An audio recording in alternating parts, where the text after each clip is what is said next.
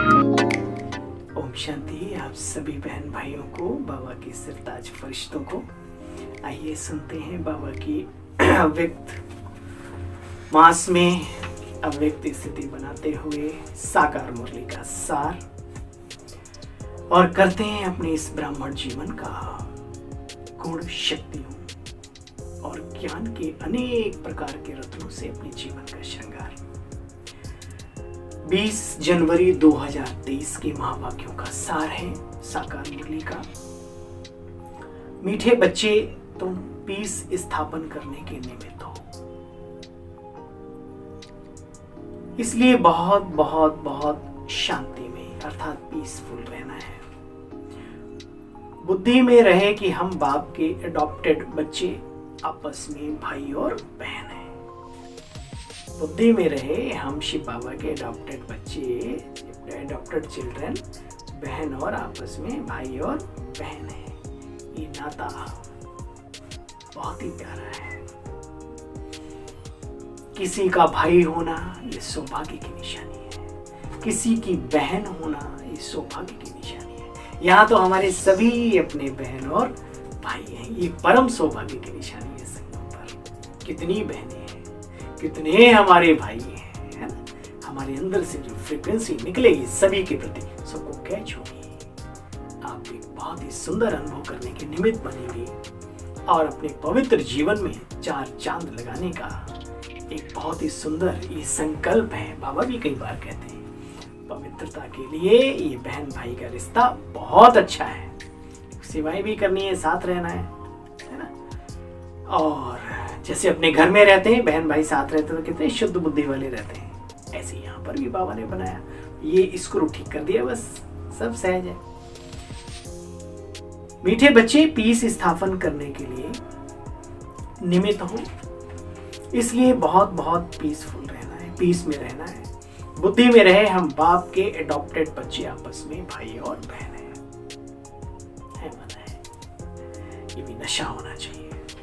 प्रश्न, पूरा सरेंडर किसे कहेंगे और उसकी उनकी निशानियां क्या है? पूरा सरेंडर, फुल सरेंडर बाबा के कहेंगे। सुनो,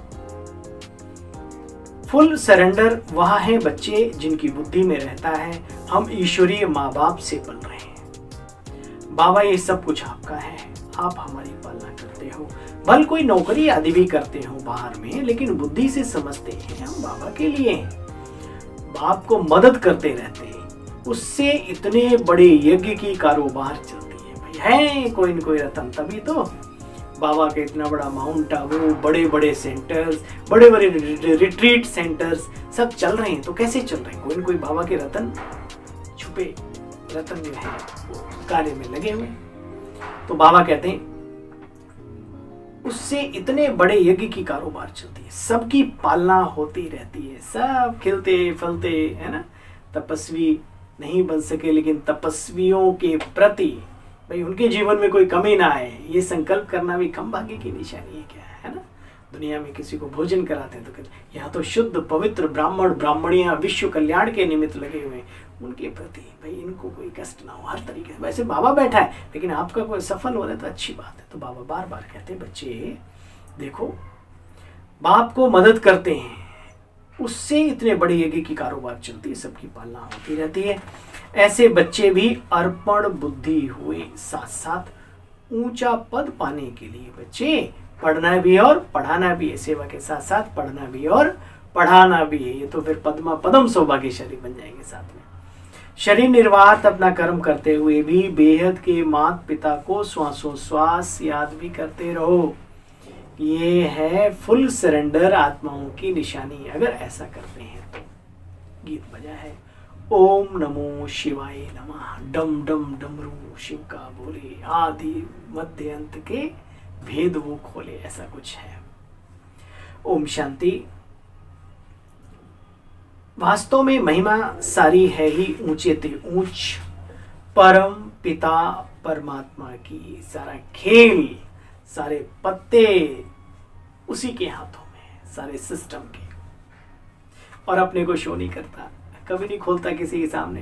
हाँ, बच्चे जानते हैं हमने पारलौकिक माता पिता की गोद ली है। हाँ भाई, जानते हैं कि हमने माता पिता की गोद ली है। या किसी संस्था में आए हो, किसी आश्रम में भगत बन के आए हो, क्या है, विचार करो किसकी गोद ली है, किसने हमें अपनाया है, हम किसके हैं और हमारा कौन है, आदि आदि।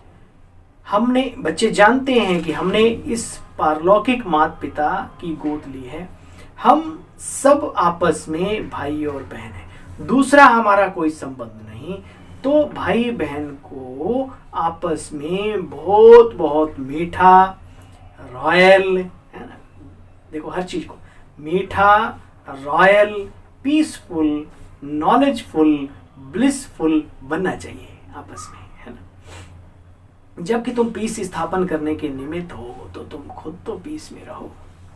बच्चों को ये बुद्धि में होना चाहिए हम पारलौकिक बाप के एडॉप्टेड बच्चे हैं और परम धाम से आए हैं। कहाँ से आना हुआ हमारा? इस दुनिया में मुसाफरी करने आए हैं, जन्म बाई जन्म दे करके। असली घर हमारा परम धाम, शांति धाम, मूल वतन, आत्माओं का लोक, परलोक, ब्रह्मांड, कई नामों से जाना जाता है वो। तो हमारा निवास स्थान कहाँ है? वहां से आए हैं हम। बाप दादा भी वहां से आए हुए। ये दादा भी बुजुर्ग है प्रजापिता ब्रह्मा द्वारा, ब्रह्मा बाबा। शिव बाबा को कभी बूढ़ावा जवान होने की बात नहीं हो, तो है ही अशरीरी, वह तो है ही निराकार। या भी तुम बच्चे जानते हो हम आत्माओं को निराकार बाप ने थ्रू प्रजापिता ब्रह्मा बाबा के अपना बनाया, एडॉप्ट किया है। और फिर साकार में यह ब्रह्मा है। अहम आत्मा कहती है हमने बाप को अपना बनाया है। अहम माना अंदर से आत्मा कहती है हमने अपने बाबा को अपना बनाया है।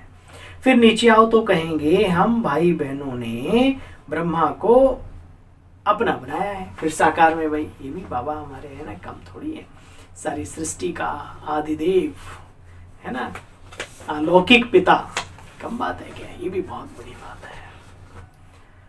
तुम सारे आपस में ब्रह्मा मुख वंशावली ब्राह्मण ब्राह्मणियां हो।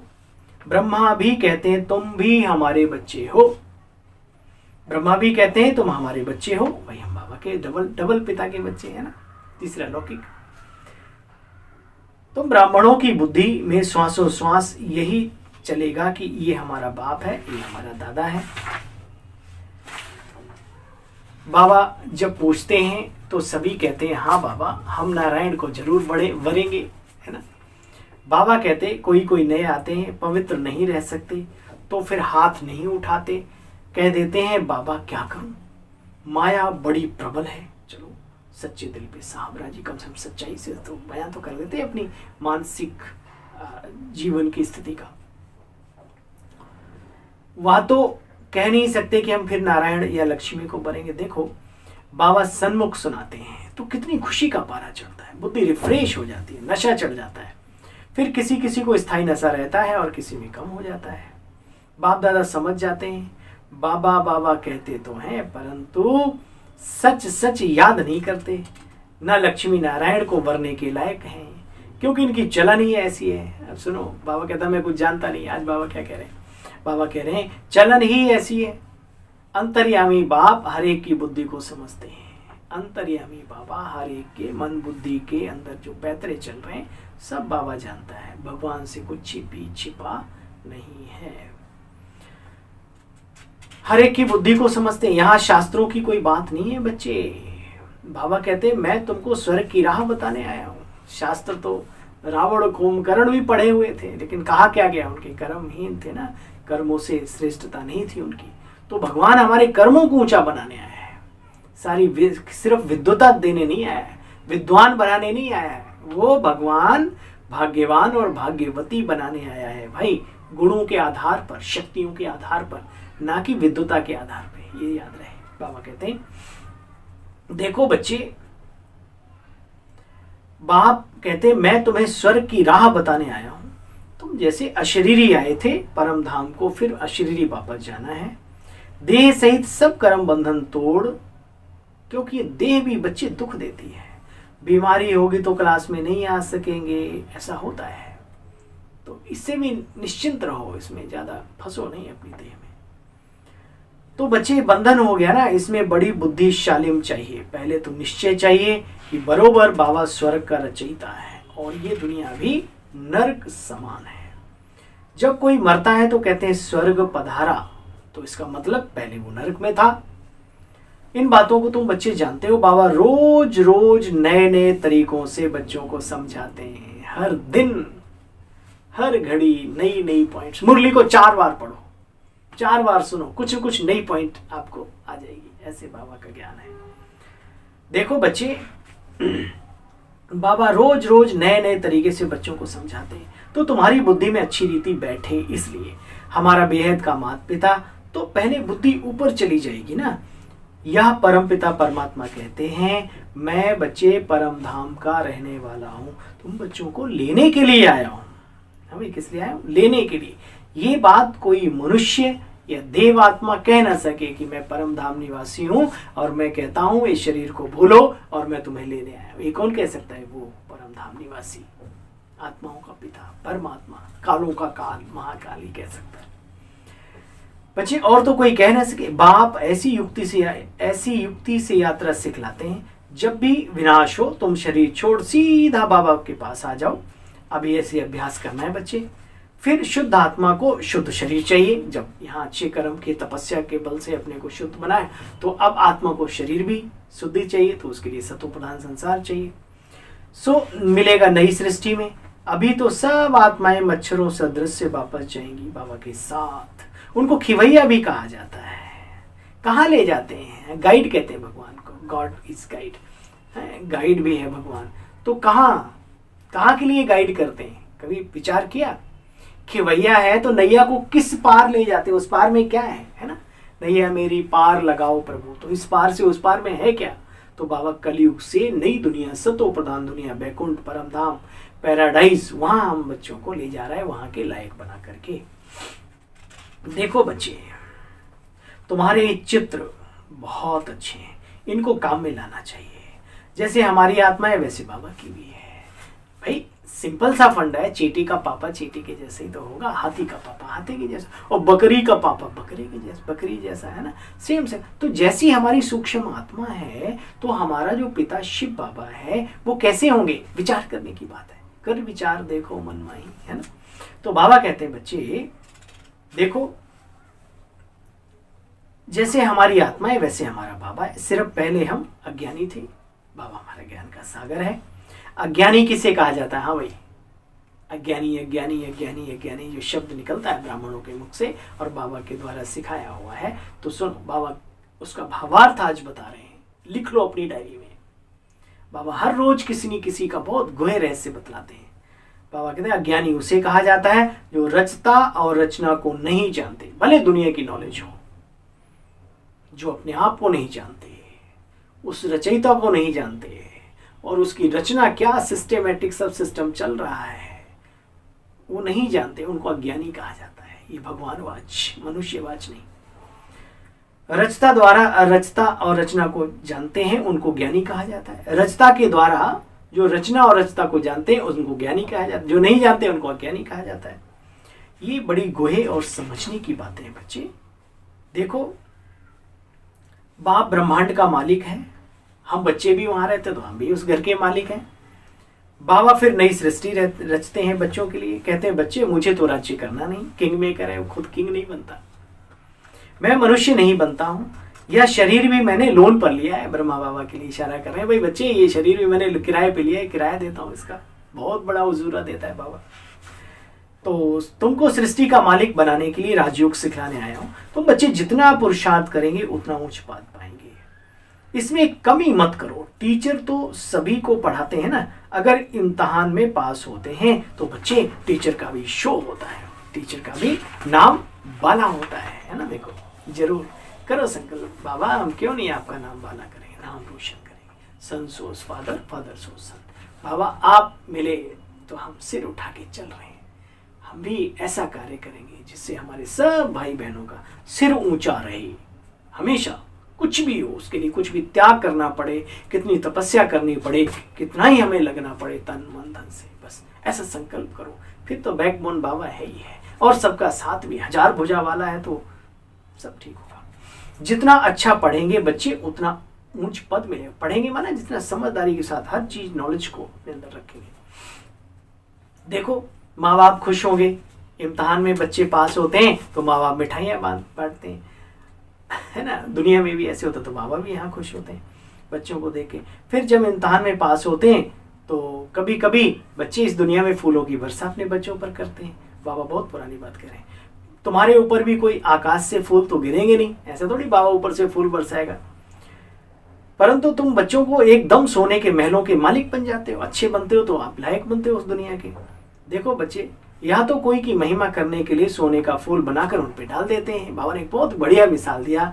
एक बिहार में, शायद झारखंड में चला गया हो, मुझे उसकी उतना ज्ञान नहीं है, लेकिन पहले वो बिहार में ही था, अभी भी हो सकता है वो।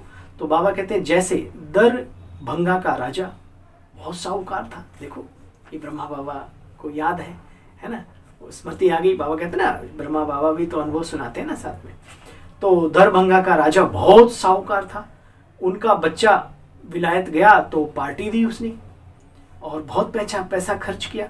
उसने छोटे छोटे सोने के फूल बनवा करके अपने बच्चे को वर्षा की, है ना। उस पर बहुत खर्चा हुआ, बहुत नाम हुआ उसका।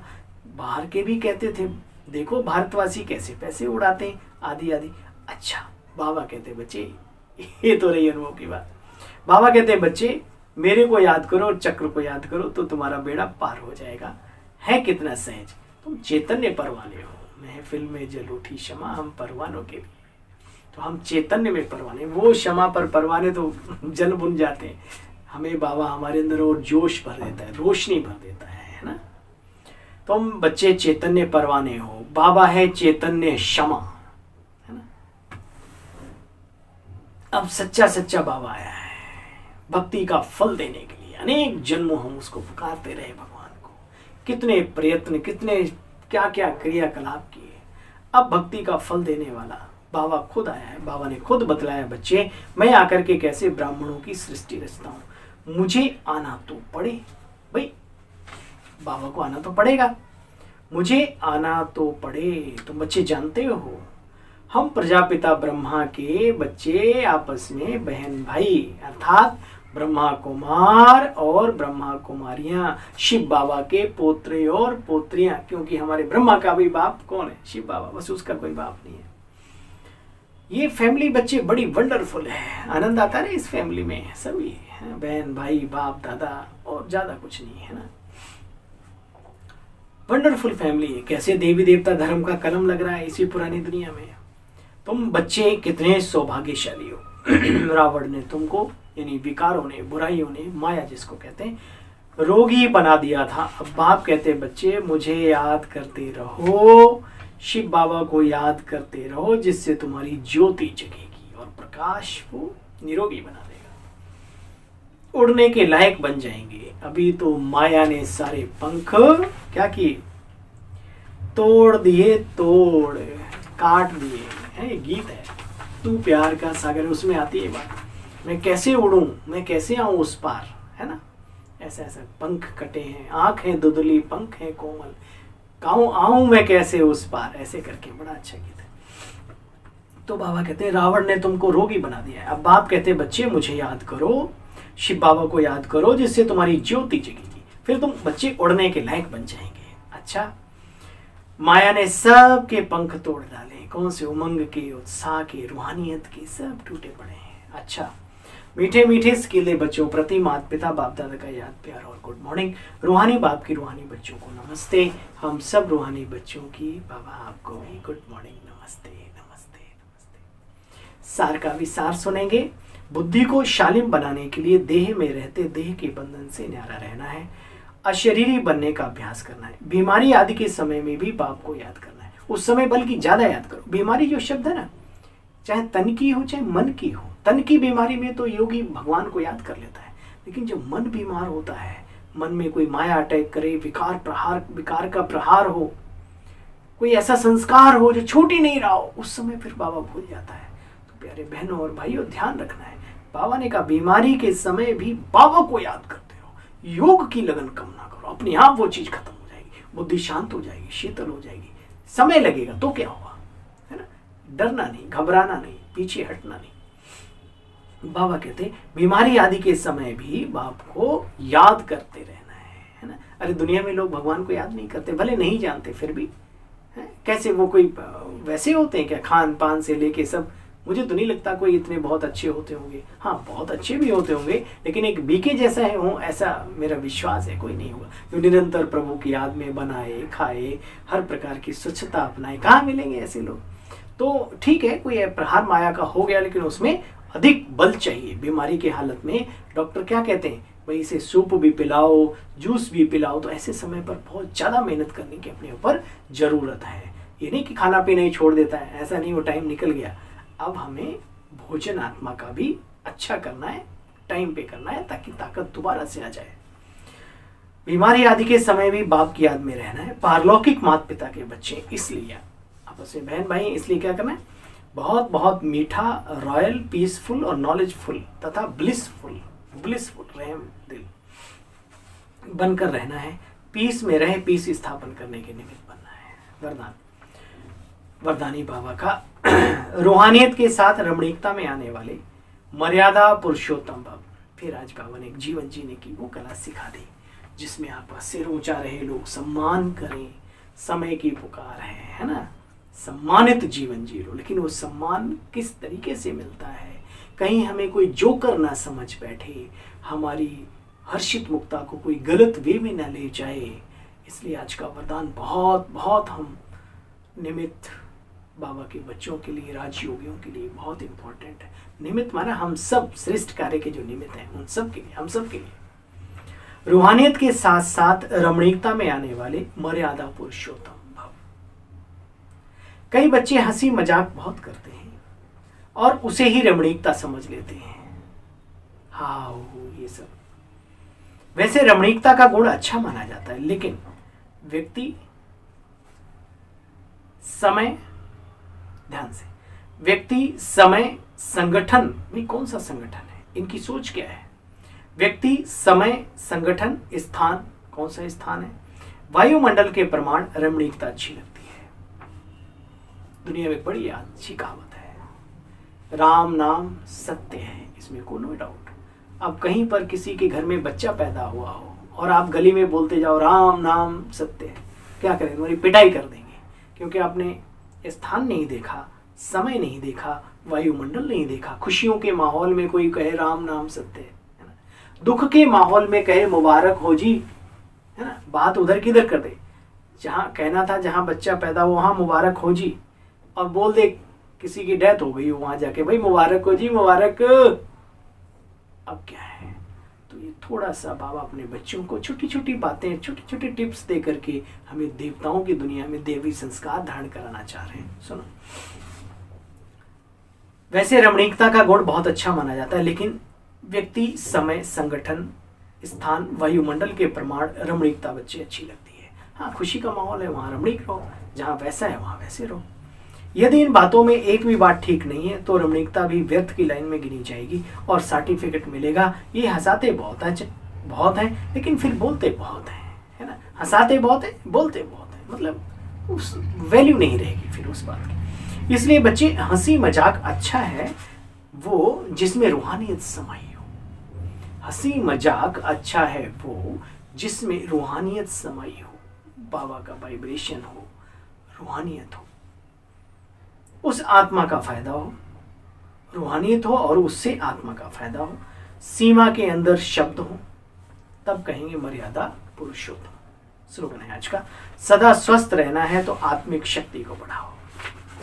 सदा स्वस्थ रहना है तो आत्मिक शक्ति को बढ़ाओ। पुनः एक बार रिवाइज करेंगे। बच्चे, तुम पीस स्थापन करने के निमित्त हो, इसलिए बहुत बहुत पीस में रहना है, शांति में रहना है। बुद्धि में रहे कि हम बाप के एडॉप्टेड बच्चे आपस में बहन और भाई हैं। अच्छा भाई, आप सभी को अपने इस सेवा साथी भाई की ओम शांति, गुड मॉर्निंग, याद प्यार दिल व जिगर से शुभ स्वीकार आपको। ओम शांति।